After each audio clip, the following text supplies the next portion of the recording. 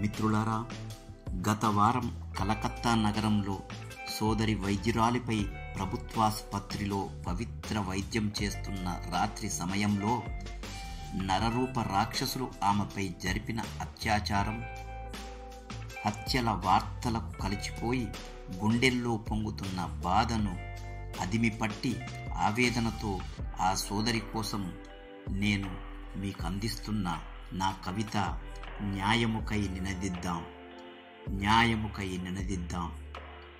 మృగాల మందలు ఒకపరి ఆవుపైన పడినట్టు, పులుల గుంపులన్నీ కూడి జింకను వేటాడినట్టు, వైద్యురాలిపై అకట మానవ మృగాల వేట. జనారణ్యమున నీ ఘోష అరణ్యరోదనాయ చెల్లి, జనారణ్యమున నీ ఘోష అరణ్యరోదనాయ చెల్లి.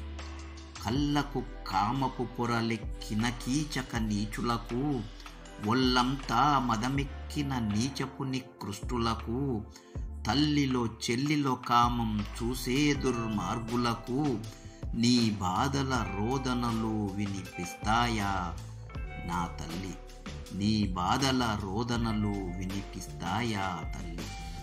నాగరికపు సమాజానికే ప్రతినిధులని చెబుతూ శిశువులుగా పుట్టి పెరిగి పశువులుగా మారుతుంటే, దేశమంత ప్రతి చోట నిర్భయ దిశ మించిపోగా, మగవాడను మృగాడి రాక్షస క్రీడల కంతమెప్పుడు, మగవాడను మృగాడి రాక్షస క్రీడల కంతమెప్పుడు.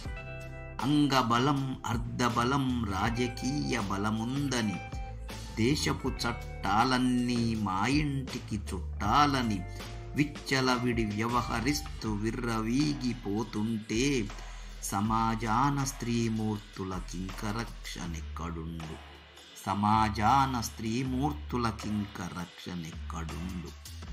కలకత్తా నగరంలో వైద్యురాలిపై ఘటన మనుషుల్లో మాయమైన మానవత్వముకు సూచన. ఆడామగ తేడలేక మత ప్రాంత భేషజముకు పోక, రాజకీయములను వీడి న్యాయముకై నినదిద్దాం, రాజకీయములను వీడి న్యాయముకై నినదిద్దాం. జై హింద్.